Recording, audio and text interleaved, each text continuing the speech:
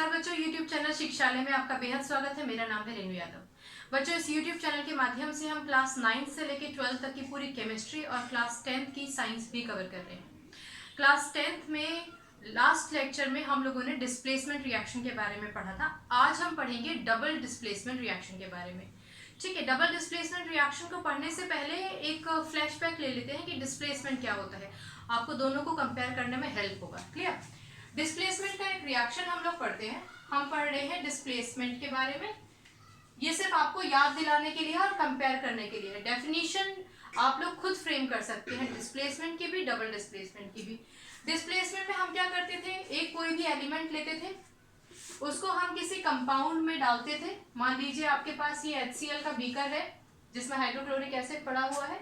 आपने इसमें ऊपर से मैग्नीशियम का एक टुकड़ा डाल दिया, तो रिएक्शन क्या होगी?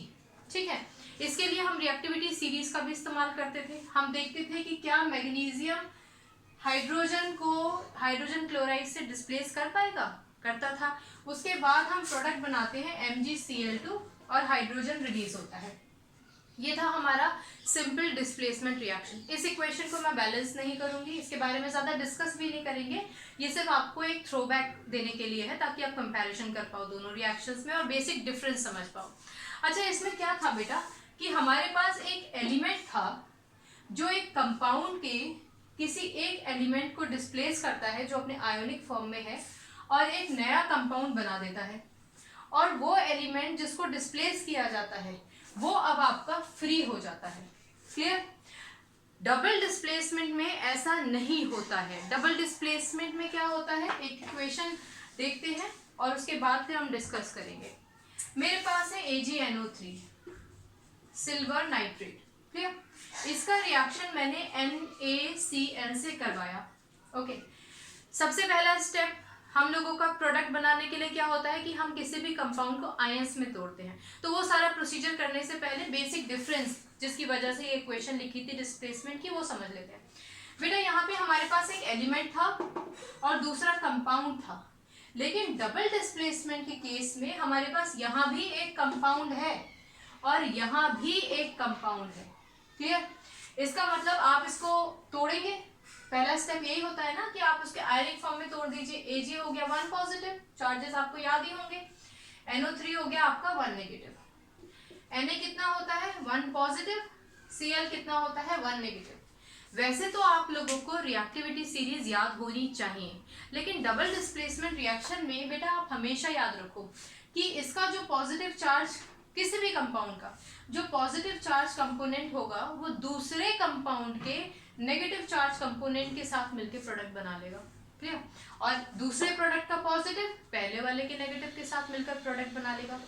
पहले प्रोडक्ट बनाती हूँ, फिर इस इक्वेशन को इसके साथ कंपेयर करके ना दोबारा से समझाऊंगी। फिलहाल हमारे पास यहाँ प्रोडक्ट बन जाएगा AgCl। अच्छा, यहाँ पे Ag2 पॉजिटिव 1 पॉजिटिव फॉर्म में है AgCl और यहाँ पे हो जाएगा आपका NaNO3। ओके, अभी घबराने की जरूरत नहीं है, मैं इसको दोबारा समझाऊंगी। अब कंपैरिजन देख लो पहले, उसके बाद इसको मिटा देंगे ना ऊपर वाली इक्वेशन को। यहाँ मेरे पास क्या बना, पूरा एक कंपाउंड बना है और दूसरा वाला भी पूरा एक कंपाउंड ही बना है, जबकि डिस्प्लेसमेंट में एक कंपाउंड बना था और दूसरा हमारा एक पर्टिकुलर एलिमेंट अपने एटॉमिक फॉर्म में रिलीज हो गया था। ठीक है, तो ये H2 गैस होता है तो गैसियस फॉर्म में ये रिलीज हो गया था। ऐसा नहीं था कि हाइड्रोजन ने किसी और के साथ मिलकर कंपाउंड बना लिया हो, क्योंकि कोई था ही नहीं, हाइड्रोजन यहाँ से फ्री हो गया। डबल डिस्प्लेसमेंट में ऐसा नहीं होता है। यहाँ पर दो कंपाउंड्स के जो आयंस होते हैं एक दूसरे के साथ एक्सचेंज हो जाते हैं। आपको मालूम है ना आयंस क्या होते हैं? जो पॉजिटिव चार्ज होता है उसको कैटायन बोलते हैं और जो नेगेटिव चार्ज होता है उसको एनायन बोलते हैं। तो कैटायन और एनायन मिलकर एक कंपाउंड बनाते हैं। इतना समझ में आ गया? चलो ठीक है, ऊपर वाली इक्वेशन है ना उसको हटा देते हैं, उसकी जरूरत नहीं है। अब इस इक्वेशन पे ही फोकस करेंगे। अब हम सिर्फ बात करेंगे डबल डिस्प्लेसमेंट रिएक्शन की। इस इक्वेशन को ऊपर लिख देती हूँ बेटा, इसको अच्छे से समझाने के लिए। अभी तो सिर्फ आपको कंपैरिजन बताया था इसलिए इक्वेशन लिख दी थी। अब इसका फ्रेमिंग पढ़ेंगे पूरा।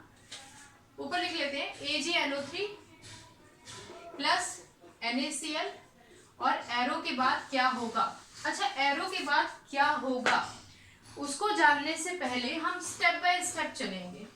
पहला स्टेप क्या होता है? पहला स्टेप होता है कि किसी भी कंपाउंड को आप उसके आयोनिक फॉर्म में तोड़ दीजिए, मतलब वो कंपाउंड एक कैटायन और एक एनायन से मिलके बना होगा ना, तो उसके कैटायन को अलग कर दो, एनायन को अलग कर दो। ठीक, पहले वही करते हैं।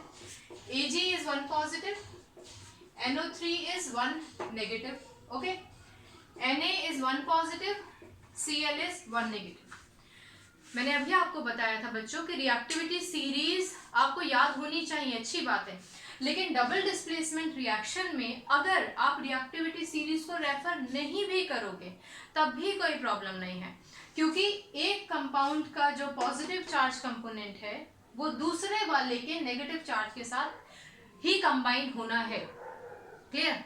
कैसे कंबाइन होंगे लिख लेते हैं। इसका पॉजिटिव, पहले वाले कंपाउंड का positive Ag1 positive Cl negative के साथ कंबाइन होगा। ठीक, अब अगर आपको ये कंफ्यूजन है कि क्यों कंबाइन होगा तो थोड़ा इधर देख लो। मान लो मेरे पास AgNO3 है, क्लियर, सिल्वर नाइट्रेट है, मैंने उसमें ऊपर से सोडियम क्लोराइड डाल दिया। ओके, अगर आपको कंफ्यूजन है तो मैं आपको बता रही हूँ। तो चलो भाई रिएक्टिविटी सीरीज भी देख लेते हैं। सोडियम कहाँ है बेटा? ऊपर। सिल्वर कहाँ है? नीचे। तो जाहिर है कि सोडियम सिल्वर से ज्यादा रिएक्टिव है। इसका मतलब जैसे ही सोडियम क्लोराइड इस सॉल्यूशन में डाला जाएगा, सोडियम बीइंग स्ट्रॉन्ग Ag को उसकी जगह से हटा देगा, यानी कि सोडियम Ag को उसकी जगह से हटा देगा। क्लियर? अब सोडियम अगर इसको इसकी जगह से हटा देगा, मैं इसको मिटा देती हूँ, पहले आपको NaNO3 समझा देती हूँ, नहीं तो आप कंफ्यूज हो जाओगे। अगर सोडियम Ag पॉजिटिव को, क्लियर, सिल्वर आयन को उसकी जगह से हटा देगा तो किसके साथ मिलके कंपाउंड बनाएगा? उसके पार्टनर के साथ मिलके कंपाउंड बना लेगा। इसका मतलब Na1 पॉजिटिव किसके साथ कंबाइन करेगा? NO3 नेगेटिव के साथ। क्लियर? जो पॉजिटिव कंपोनेंट होता है ना, आयन जिसको हम कैटायन बोलते हैं, उसको हमेशा बेटा पहले लिखो और नेगेटिव को हमेशा बाद में। अच्छा, इक्वल अपोजिट वैलेंसीज है ना, तो इसको यहीं पे कैंसिल कर दो। ठीक, तो पहला प्रोडक्ट क्या बन जाएगा आपका? NaNO3। इसका मतलब अब हमारा सोडियम पिक्चर में नहीं है, हटा देते हैं, और NO3 भी पिक्चर में नहीं है। ठीक, इसको भी हटा देते हैं, इसकी भी जरूरत नहीं है। तो जो सबसे पहले हमने Ag पॉजिटिव लिया था, अब ले लेते हैं, कोई हर्ज नहीं था, पहले वो ले लेते तब भी दिक्कत नहीं था, पर रिएक्टिविटी सीरीज के रेफरेंस में समझा दिया।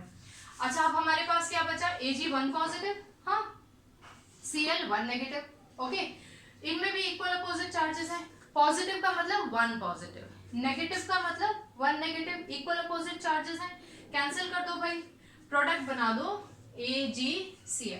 तो आपका प्रोडक्ट हो गया AgCl। अब इसको हटा देते हैं, इसकी जरूरत हमें नहीं है।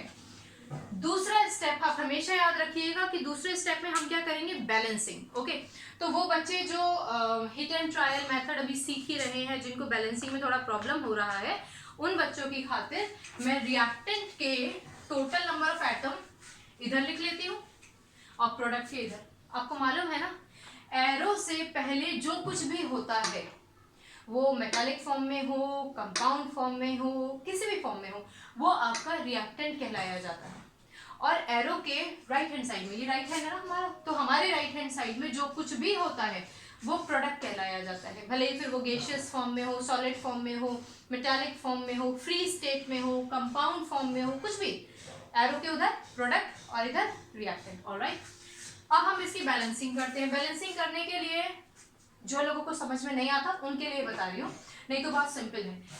आप देख के इक्वेशन अंदाजा लगा सकते हो कि सब बैलेंस है। Ag इधर कितना है? 1। यहाँ पर Ag कितना है बेटा? 1। ऑलराइट, NO3 एक पॉलीएटॉमिक आयन है, क्लियर? तो NO3 हमारे पास यहाँ पर कितना है? एक ही है ना, ये पूरा एक ग्रुप होता है तो इसको इकट्ठा लिख लेंगे। NO3 यहाँ पर कितना है? NO3 यहाँ पर भी हमारे पास एक ही है। सोडियम कितना है बेटा? यहाँ पे सोडियम के बाजू में कुछ नहीं लिखा ना, तो ये बात हम पहले भी डिस्कस कर चुके हैं कि अगर किसी भी एलिमेंट के बाजू में कुछ संख्या ना लिखी हो 1 2 3 4, तो इसका मतलब 1। इसका मतलब सोडियम हमारे पास कितना है? 1। अच्छा, यहाँ सोडियम कितना है? यहाँ भी 1 है। बचा क्या? Cl कितना है? 1। और यहाँ Cl कितना है? यहाँ भी Cl 1 है। तो इसका मतलब कि ये बात तो अब क्लियर हो गई कि दोनों ही हमारे जो रिएक्टेंट साइड और प्रोडक्ट साइड है वो दोनों के दोनों बैलेंस्ड हैं। ठीक है, सेकंड स्टेप बैलेंस था। थर्ड स्टेप क्या है? नाम लिखेंगे। Very good. अब हम इसको हटा देते हैं, इसकी जरूरत नहीं है। ठीक, अगर आपको बैलेंसिंग में प्रॉब्लम होता है ना बेटा, तो आप रिएक्टेंट और प्रोडक्ट को डिफरेंट डिफरेंट तरीके से यहाँ पर लिखिए, अदरवाइज तो उसकी जरूरत नहीं है। ओके, नामकरण करें। AgNO3 ये होता है हमारा सिल्वर नाइट्रेट, ठीक है, NO3 नाइट्रेट। ओके, ये तो अपना वही है सोडियम क्लोराइड, नमक, जिसको आप कॉमन फॉर्म में जानते हो, नमक, सोडियम क्लोराइड। अच्छा, NaNO3 तो वो नाइट्रेट था, सिल्वर के साथ कंबाइन हुआ तो सिल्वर नाइट्रेट। यहाँ सोडियम के साथ पार्टनरशिप कर ली है, तो इसका नाम क्या हो जाएगा, इसका नाम हो जाएगा सोडियम नाइट्रेट। ओके, एक minute, sodium nitrate, alright, clear है ना। और ये क्या हो गया भाई, ये हो गया हमारा silver chloride, silver chloride. Okay, आप कनेक्ट कर पा रहे हो ना जो मैं बोल रही हूँ।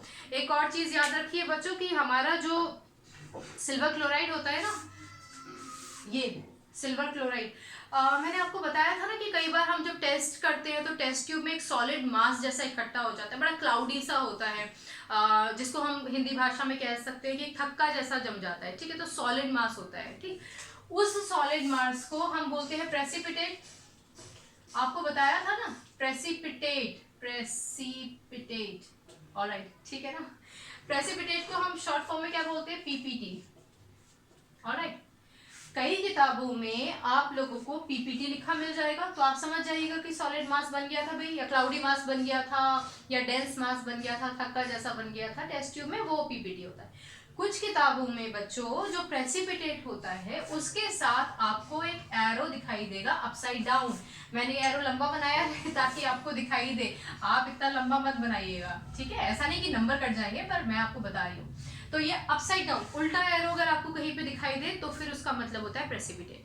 अच्छा, सीधा एरो क्या था, हाँ, वो गैस को दर्शाता था, ठीक है। यहाँ तो हमारे पास प्रेसिपिटेट बना है, तो हम यहाँ तक की बात करेंगे, क्लियर हो गया। तो ये होता है डबल डिस्प्लेसमेंट रिएक्शन। इस रिएक्शन के माध्यम से, इसको देखते हुए आप इक्वेशन डेफिनेशन फ्रेम कर दीजिए कि भाई वो रिएक्शन जहाँ पे आयंस का एक्सचेंज होता है, आयंस का एक्सचेंज ही तो हुआ भाई, Ag ने इसके आयन के साथ कंबाइन कर लिया, सोडियम ने इसके नेगेटिव आयन के साथ, मतलब इसके पॉजिटिव ने इसके नेगेटिव के साथ, इसके पॉजिटिव ने इसके नेगेटिव के साथ कंबाइन कर लिया।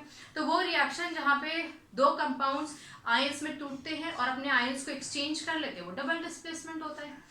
बच्चों, केमिस्ट्री या किसी भी सब्जेक्ट को ना आपको रट्टाफाई करने की जरूरत नहीं है। पता है बेस्ट तरीका क्या होता है, एग्जाम में आप लिख रहे हो ना डबल डिस्प्लेसमेंट, मान लो 3 नंबर में पूछा, आप ऊपर की 2-3 लाइन छोड़ दीजिए, इक्वेशन लिखिए, पहले स्टेप में तोड़ना है, दूसरे स्टेप में बैलेंस करना है, तीसरे स्टेप में हमें नामकरण करना है, और चौथा स्टेप या तीसरा स्टेप जिसमें भी आप चाहें उसका कलर, उसका स्टेट भी लिख सकते हो। सबसे इंपॉर्टेंट है कि जब एक बार आपने इक्वेशन फ्रेम कर ली, उसके बेसिस पे वो जो 3 लाइनें आपने ऊपर छोड़ी थी ना, उसमें आप पूरी डेफिनेशन लिख लो, इक्वेशन को डिस्क्राइब कर दो, कोई नंबर नहीं काटेगा। ऐसा नहीं होता है कि आप रट्टाफिकेशन करो और आप बिल्कुल वही इक्वेशन और इक्वेशन नहीं, वही रिएक्शन लिखो, ऐसा नहीं होता है। आप अपनी भाषा, अपने शब्दों का इस्तेमाल कर सकते हैं, आपकी बात सही होनी चाहिए, ठीक है। चलो, इतना तो आपको समझ में आ गया, आगे बढ़ जाए। एक और इक्वेशन, 2-3 इक्वेशन इसकी करेंगे हम लोग। अभी हम एक और करते हैं, अलग अलग रिएक्टेंट और अलग अलग कंपोनेंट्स के साथ, जो आपका एक अलग नया प्रोडक्ट बनाएगा। ओके, बहुत ही प्यारी इक्वेशन है, आप लोगों को अच्छा लगेगा। और अब मेरे साथ साथ खुद ब खुद से सोचा कीजिए कि क्या बनेगा। हमारे पास है बेरियम क्लोराइड, BaCl2, ओके, इसका रिएक्शन हम कराएंगे Na2SO4 से। ओके, अब ये इक्वेशन को करने से पहले स्टेप पे जाने से पहले मैं आपको बता देती हूँ कि बेरियम जो होता है ना बेटा, वो सोडियम से भी ऊपर होता है, सोडियम से भी ऊपर है। कई रिएक्टिविटी सीरीज में आपको कुछ कुछ और एडिशनल चीजें मिलेंगी, लिथियम मिल जाएगा पोटेशियम से ऊपर, ठीक है, कोई नहीं, यहाँ पे बेरियम सोडियम से ऊपर है, ये बात याद रखो। और अगर डबल डिस्प्लेसमेंट में ये बात याद नहीं भी रहती है तब भी कोई दिक्कत नहीं, क्योंकि हमें तो आयंस को तोड़ना है और एक्सचेंज कर देना है। तो आगे बढ़े, पहले स्टेप में हम क्या करेंगे, एरो तो लगा दे, पहले स्टेप में क्या करेंगे, आयंस में तोड़ेंगे। इसका मतलब Ba तो होता है जी 2 पॉजिटिव, Cl होता है आपका 1 नेगेटिव। चार्जेस याद है ना, नहीं याद है तो याद हो जाएंगे यहीं पे, पर खुद थोड़ा मेहनत करते तो और अच्छा लगता। Na कितना होता है बेटा 1 पॉजिटिव, SO4 कितना होता है 2 नेगेटिव। अब सिंपल है, आपको ऐसा नहीं करना है कि आप सोचो कि नहीं जी पहले बेरियम को ही प्रोडक्ट बनाऊं और फिर सोडियम का Na के साथ बनाऊं। नहीं, आपको लगता है आपने पहले NaCl लिखना है, आप लिख दो, बाद में BaSO4 लिखना है, लिख दो, उससे कोई हर्ज नहीं है, प्रोडक्ट ठीक बनना चाहिए। ओके चलो खैर, पहले इसको ले लेते हैं, इसका पॉजिटिव उसके नेगेटिव के साथ कंबाइन करेगा, हम डिस्कस कर चुके हैं ना। ऑलराइट, तो Ba होता है 2 पॉजिटिव, SO4 होता है बेटा आपका 2 नेगेटिव। अच्छा, इक्वल अपोजिट चार्जेस हैं तो वैलेंसी लिख के क्रिस क्रॉस करके क्यों अपना टाइम बर्बाद करना है, यहीं पे कैंसिल कर देते हैं ना चार्जेस। ओके, पहला प्रोडक्ट हमारा क्या बन जाएगा BaSO4। चलो बढ़िया, अब जो बन गया है उसको हटा देते हैं। BaSO4 मतलब ये भी हमारे पास नहीं है पिक्चर में, ये भी नहीं है बेटा, ये सिर्फ इसलिए है कि ना आपको कोई कंफ्यूजन ना हो। अब हमारे पास क्या बचा, Na पॉजिटिव नीचे लिख लें, या आप रफ स्पेस में भी लिख सकते हो। और क्या बचा Cl नेगेटिव, आपको दिखाई दे रहा है ना Cl नेगेटिव। अच्छा, इक्वल अपोजिट चार्जेस हैं, वही कैंसिल कर दो और प्रोडक्ट क्या बन जाएगा अपना NaCl। Okay very good. अब हम क्या करेंगे, हम इसकी बैलेंसिंग करेंगे, इसको हटा देते हैं, इसकी जरूरत नहीं है। ओके, पहला स्टेप आयंस को डिवाइड करो, एक्सचेंज करो, लिख दो। दूसरा स्टेप बैलेंस करना है। तो कुछ और इक्वेशंस में इधर के एटम्स रिएक्टेंट साइड के यहाँ लिख के, प्रोडक्ट साइड के उधर लिखकर बैलेंसिंग करेंगे, फिर धीरे धीरे आपको आदत पड़ जाएगी तो बैलेंसिंग का ये वाला सिस्टम हटा के डायरेक्टली बैलेंस किया करेंगे। ओके चलो आज तो ऐसे लिख लेते हैं। इधर बेरियम के पास कितने एटम है बेटा 2, सॉरी 1, यहाँ कुछ नहीं लिखा ना Ba के बाजू में, इसका मतलब 1। क्लोरीन के कितने हैं अपने पास 2 हैं। अच्छा सोडियम कितना है, सोडियम तो भाई 2 है। और SO4 क्या है सल्फेट, SO4 क्या है सल्फेट, पॉलीएटॉमिक आयन है। क्लियर, आयन तो वो होता ही है ना जिसपे नेगेटिव चार्ज या पॉजिटिव चार्ज होता है, कॉमनली हम उसको आयन बोलते हैं। स्पेसिफिकली जिसपे पॉजिटिव चार्ज हो वो कैटायन और जिसपे नेगेटिव चार्ज हो वो एनायन। ऑलराइट, तो ये हमारे पास SO4 कितना है, SO4 का हमारे पास सिर्फ एक ही ग्रुप है। ऑलराइट, क्लियर हो गया। SO4 को इधर हम लोगों ने लिख लिया है, चलो एक हो गया, यहाँ लिख लेते हैं। Ba अपने पास कितना है, एक है। अच्छा Cl के आगे Cl ही लिख लेते हैं देख के, नहीं तो फिर ढूंढेंगे है ना, टाइम वेस्ट करेंगे। Cl यहाँ लिख लेते हैं, अपने पास एक है। Na कितना है यहाँ पर, Na भी हमारे पास एक ही है जी। और SO4 कितना है, SO4 का भी हमारे पास सिर्फ एक ही ग्रुप है। तो मसला कहाँ आता है, मसला आता है यहाँ। भैया इधर तो क्लोरीन है 2, अच्छा सॉरी सोडियम यहाँ पे भाई 2 है, आप लोग भी बोलते नहीं है 2 है, कमेंट बॉक्स में लिख दिया करो भाई, ये 2 है। क्लियर, सोडियम यहाँ 2 है, यहाँ 1 है, आई एम सो सॉरी। ठीक है, अब क्लियर हो गया, सोडियम यहाँ पे एक ही है। Okay I am sorry. चलो बेटा, अब हमारे पास ये 2 वेरिएशन है, कोई कंफ्यूजन तो नहीं है ना, क्लियर है ना अब सब कुछ। ओके इसको बैलेंस करते हैं। क्लोरीन अपने पास यहाँ 2 है पर यहाँ 1 है, तो इस क्लोरीन को बैलेंस करने के लिए जो नियम कहता है, इस पोजीशन को तो टच नहीं कर सकते, तो कहाँ लेकर आएंगे 2, कैसे क्लोरीन को 2 करेंगे, इधर लिख देते हैं, यहाँ लिख दिया हमने 2, तो इसका मतलब क्लोरीन तो अपने पास हो गया 2, क्लोरीन हमने पास कितना हो गया 2 हो गया। ऑलराइट, अच्छा यहाँ सोडियम कितना था 2, पर इधर अपने पास कितना है 1 ही है। अब सोडियम के आगे क्योंकि हमने 2 लगा दिया था, तो सोडियम के भी 2 एटम्स हो गए और क्लोरीन के भी 2 एटम हो गए, इसका मतलब सोडियम अपने आप से ही बैलेंस हो गया। अब देख लो भाई Ba 1 है, 1, क्लोरीन यहाँ 2 थे 2 हो गए, सोडियम 2 थे 2 हो गए, सल्फेट एक ही था। चलो ये तो बहुत बढ़िया बात है, हमारी इक्वेशन हो गई बैलेंस, इसको हटा दें, अब इसकी जरूरत नहीं है हम लोग को। क्लियर, आगे बढ़े। आगे हमें बढ़ने में क्या करना था, हम लोगों को करना था नामकरण, करें। चलो ये क्या है अपना, ये है बेरियम क्लोराइड। ऑलराइट, ये क्या है बेटा सोडियम सल्फेट, ये Na तो सोडियम कहलाया ही जाता है ना, सोडियम सल्फेट, याद रखिएगा PHATE सल्फेट। ठीक है, आप लोग कई बार क्या होते हैं कि सल्फेट सल्फाइड्स इस सब पे कंफ्यूज हो जाते हो, तो कंफ्यूज नहीं होना, ये सोडियम सल्फेट है, SO4 नेगेटिव मतलब सल्फेट। ओके, ये क्या है अपना, ये है बेरियम सल्फेट। और ये क्या है बेटा, ये तो आप मुंह ज़बानी ही जानते होंगे अपना, वही सोडियम क्लोराइड है ना। हमारा लास्ट स्टेप में क्या करेंगे, यदि हमें किसी का कलर मालूम है तो हम उसका कलर लिख देंगे, ठीक।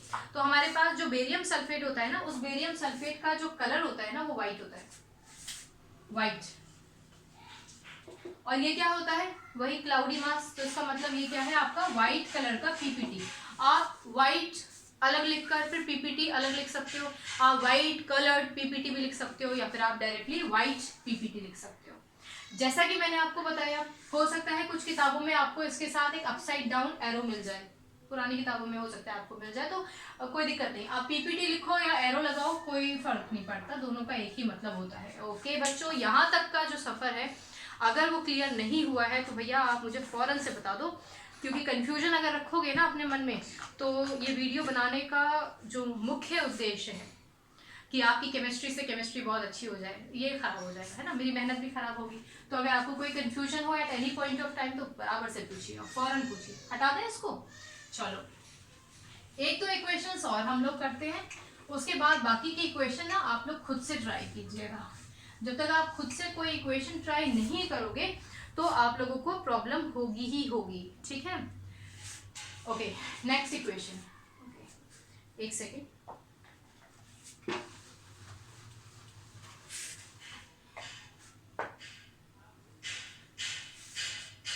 CuSO4 का रिएक्शन हम H2S से कराते हैं, CuSO4 का रिएक्शन H2S से कराते हैं। हालांकि रिएक्टिविटी सीरीज देखने की जरूरत नहीं है, फिर भी हाइड्रोजन तो ये रहा अपना, कॉपर कहाँ है, नीचे। इसका मतलब हाइड्रोजन में इतनी क्षमता है कि वो कॉपर को उसकी जगह से हटा देगा और उसके पार्टनर आयन के साथ मिलकर एक नया कंपाउंड बनाएगा। खैर, हम तो जाएंगे स्टेप बाय स्टेप। तोड़ दें इसको, चलो पहले इसको तोड़ देते हैं। Cu कितना है अपना 2 पॉजिटिव, SO4 कितना है 1 नेगेटिव, H कितना होता है 1 पॉजिटिव और S कितना होता है 2 नेगेटिव। बच्चों, हाइड्रोजन जो है ना, हाइड्रोजन एक इकलौता ऐसा नॉन मेटल है जो पॉजिटिव फॉर्म में एग्जिस्ट करता है, पॉजिटिव फॉर्म में एग्जिस्ट करने वाला एकमात्र हाइड्रोजन ही है, क्लियर, जो नॉन मेटल है।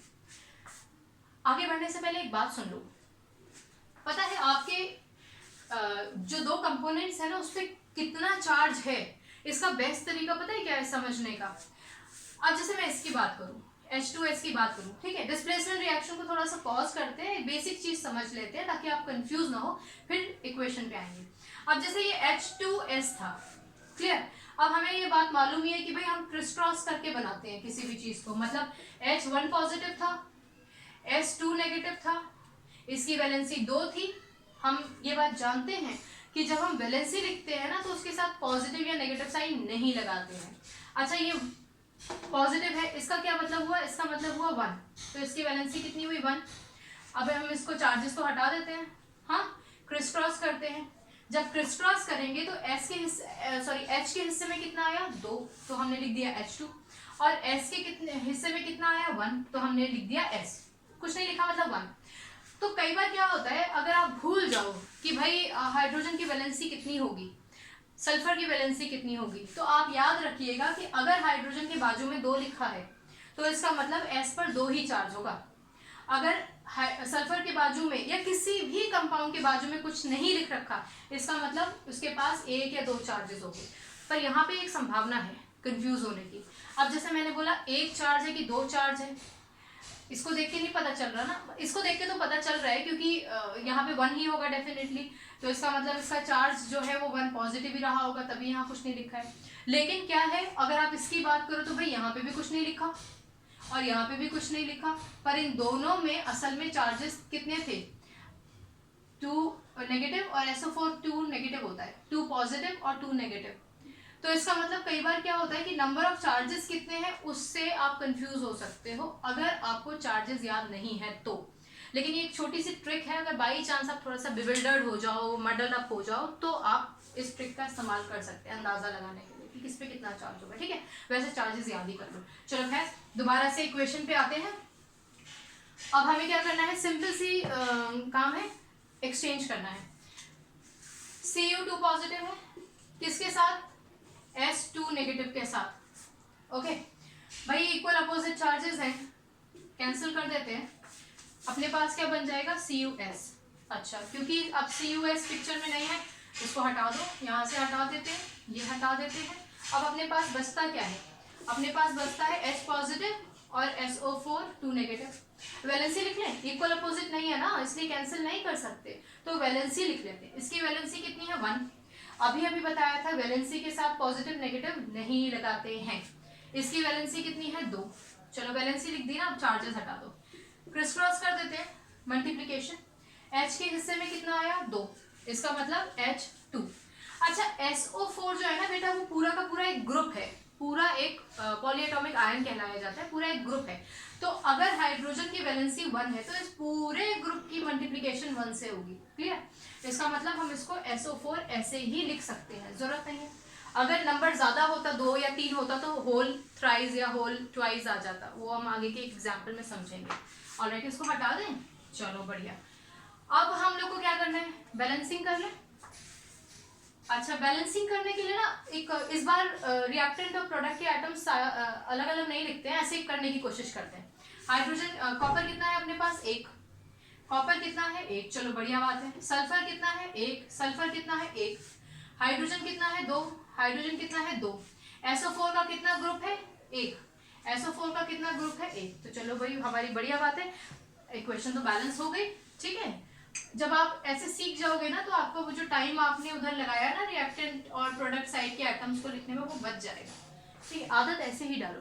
नामकरण करें, नेक्स्ट स्टेप है नामकरण। ये तो आप जानते ही हो कॉपर सल्फेट है ना। चलो भाई कॉपर सल्फेट ATE, SO4 के लिए सल्फेट। ये क्या है, ये है हाइड्रोजन सल्फाइड। सल्फाइड याद रखना, अगर S कहीं पर जुड़ जाता है तो सल्फाइड। बहुत सारे बच्चे सल्फेट सल्फाइड सल्फाइट ITE में कंफ्यूज हो जाते हैं, तो कंफ्यूज नहीं होना बेटा। जो ग्रुप है वो 8 है, ऑलराइट। ATE जो S है वो IDE सल्फाइड। ओके ऑलराइट, ये क्या है बेटा, ये है कॉपर। अब क्योंकि सल्फर अगर किसी के साथ जुड़ जाएगा तो सल्फाइड, तो क्या हो जाएगा कॉपर सल्फाइड। ओके, और ये तो आप जानते हो sulphuric acid, alright, sulphuric acid. Okay चलो बढ़िया। अब हम लोगों को लिखना है कलर, सिर्फ हम लोगों को कलर लिखना रह गया है, बाकी कुछ नहीं लिखना रह गया। तो एक बात याद रखो, जब कॉपर सल्फर के साथ मिलकर एक कंपाउंड बना लेता है ना, वैसे तो कॉपर के बारे में हम लोगों ने ये पढ़ा था कि कॉपर यूजुअली ब्लू कलर का होता है अगर उसमें थोड़ा सा भी मॉइस्चर आ जाए, ठीक। लेकिन कॉपर अगर सल्फर के साथ मिलकर प्रोडक्ट बनाता है कॉपर सल्फाइड, तो वो भी आपका जो होता है ब्लैक कलर का होता है, ब्लैक कलर का मास जैसा बन जाता है हमारे टेस्ट ट्यूब में, इसका मतलब PPT बन जाता है। तो ये क्या हो जाएगा आपका ब्लैक PPT। ओके, आप चाहो तो ब्लैक कलर्ड PPT लिख सकते हो, ब्लैक अलग लिख दो, PPT अलग लिख दो, जैसे मैंने लिख दिया है। और जैसे कि मैंने आपको पहले भी बताया, कई जगहों पर हो सकता है आपको ऐसे मिल जाए, तो उसमें आपको कंफ्यूज होने की, परेशान होने की बात नहीं है। इस इक्वेशन को देख लो, अगर इसमें कोई भी कंफ्यूजन है तो फौरन से पूछ लो, अगर नहीं पूछोगे तो भाई कंफ्यूजन कैसे क्लियर होगा। ओके ऑलराइट, अब आगे बढ़े, क्लियर है, आगे बढ़ते हैं। एक और इक्वेशन जो अब हमारी लास्ट इक्वेशन है वो डिस्कस कर लेते हैं, और उसके बाद आप डबल डिस्प्लेसमेंट रिएक्शन को खुद से अच्छे से पढ़ लीजिएगा। इसको हटा देती हूँ, आज के लास्ट इक्वेशन डिस्कस करते हैं। चैप्टर और केमिस्ट्री में किसी भी तरीके का टेंशन लेने की बिल्कुल भी जरूरत नहीं है, आपको खेलते कूदते केमिस्ट्री याद हो जाएगी। बस आपको फॉलो करना है चीज़ों को, चार्जेस याद कर लीजिए, और कंफ्यूज होने की संभावना नहीं रहेगी अगर आपको चार्जेस याद होंगे। ऑलराइट ओके, हम लेते हैं AlCl3 और इसका रिएक्शन करा देते हैं NH4OH से। ओके, नाम क्या है, स्टेट्स क्या है, वो हम बाद में डिस्कस करेंगे, पहले हम इसके बारे में डिस्कस कर लेते हैं कि क्या है। तो पहला स्टेप क्या है बच्चों, पहला स्टेप है चार्जेस में तोड़ दीजिए। चलो तोड़ देते हैं। Al पे होता है 3 पॉजिटिव चार्ज, ओके। Cl पे होता है आपका 1 नेगेटिव चार्ज, इसको ठीक से लिख देती हूँ, Cl होता है 1 नेगेटिव चार्ज, ओके। NH4 कितना है बेटा, NH4 है 1 पॉजिटिव और OH कितना है 1 नेगेटिव। एक बात बोलूँ आपको, NH4 जो है ना वो N और 3 H से मिलकर बना है, मतलब कई सारे एटम्स साथ में हैं। इसलिए हम इसको बोलते हैं पॉली एटॉमिक आयन। 9th में पढ़ा था आपने, पर रिवाइज करा रही। और ये जो है ना, ये O और H से ही मिलके बना है केवल, मतलब दो एटम्स थे, उन्होंने अपने अपने चार्जेस को लूज करके OH1 नेगेटिव बनाया है एटम इलेक्ट्रॉन्स को देके। तो ये क्योंकि दो ही एटम्स से मिलके बना है, तो ये कहलाया जाएगा डाई एटॉमिक। ठीक है ना?